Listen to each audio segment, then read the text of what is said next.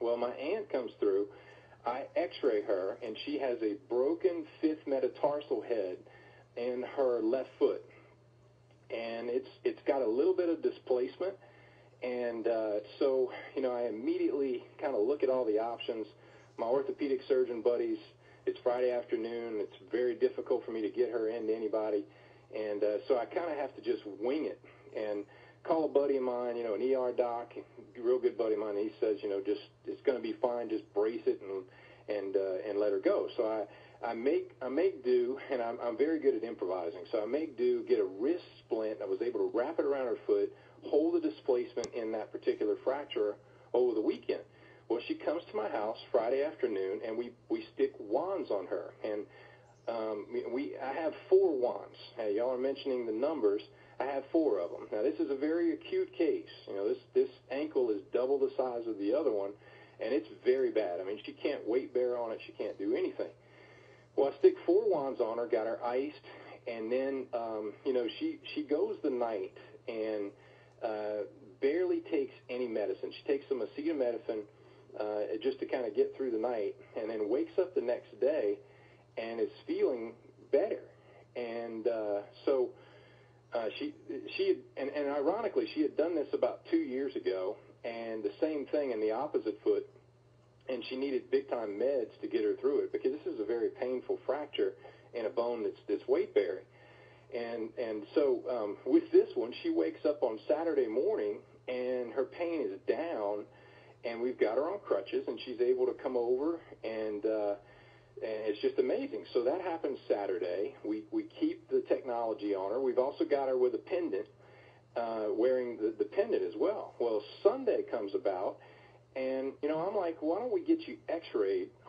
And this was yesterday. I said, why don't we get you x-rayed again and look at the fracture and just make sure that on Monday, which is today, that we don't need to send you out to get some pins put in that bone and see if it's displaced, anymore, and that sort of stuff. So she comes to my office yesterday afternoon. We x-ray her, and I was shocked. The bone itself has major calcification buds that are coming off the bone, and the bone is already starting to ossify, meaning it's actually starting to heal.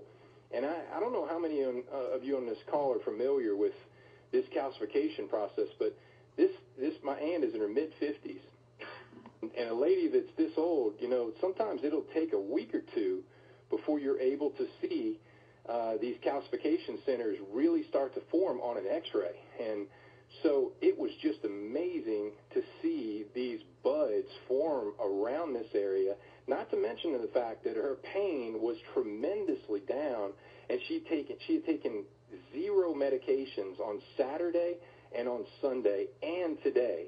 So I'm just astonished by that, and it's something that I'm not familiar with seeing on a clinical basis. So this is just amazing technology.